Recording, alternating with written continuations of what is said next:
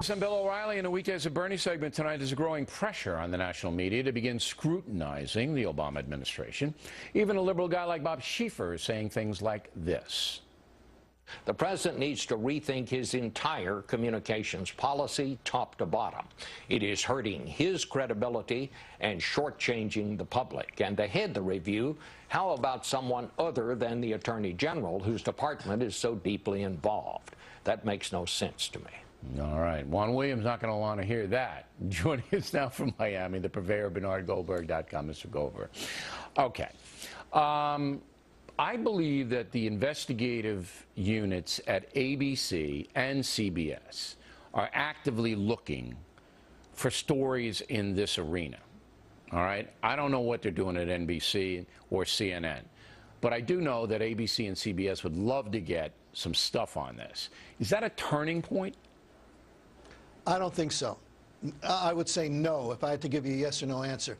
For a scandal to take off and become part of the general culture and to have real political consequences, it can't simply be a story for news junkies. That means it has to become a recurring joke on the late-night comedy shows. It has to become a recurring theme with Jon Stewart.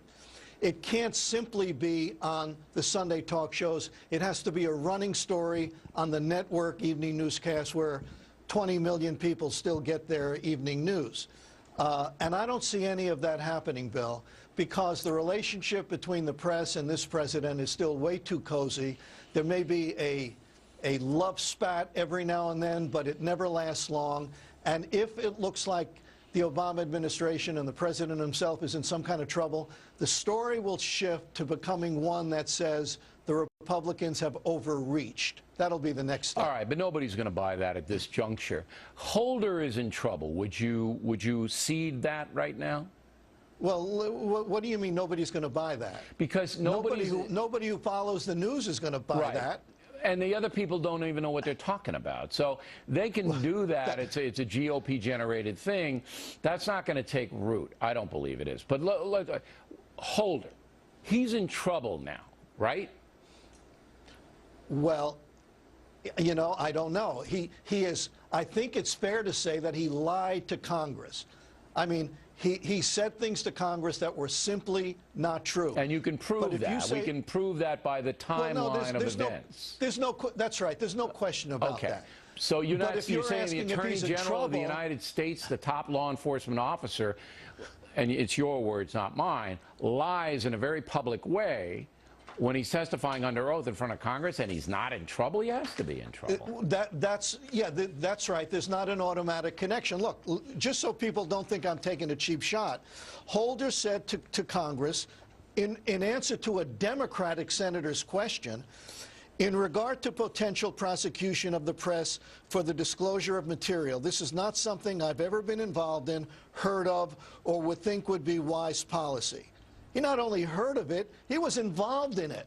Now, I don't care what you want to call it, it's not telling the truth. Right, and Hume pointed that out earlier in the broadcast. So that go ahead. But to be in trouble because of that, it has to leave the precincts of people who watch the news and care about the news into the people who watch Dancing with the Stars, and suddenly they're going to have to care about it.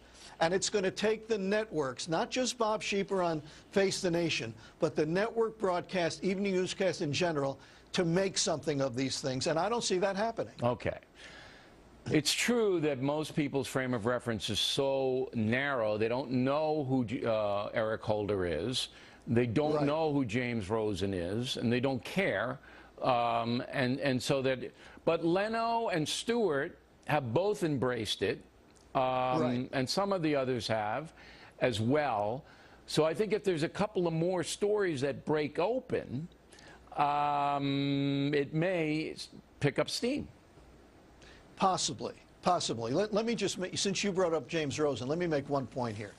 There's one part of the Rosen story that, while it's gotten some play, I'm not saying it got no play, it hasn't gotten nearly enough, and that is putting the James Rosen angle into context. This administration, from the president on down to his top political cronies, have waged a war for years For years, they've waged a war on Fox News. They have tried to tell the American people this is not a legitimate news organization, that it's pretty much a wholly owned subsidiary of the Republican National Party. Now, I don't have any smoking gun memos, but I don't think it's some tremendous leap to say that they went after James Rosen because he works at Fox in a way that they would have never gone after him if his name were Brian Williams. Not that Brian Williams will ever uncover anything like that. But the media hasn't really played that angle up to the extent that I think it's a legitimate story. All right, Bernie.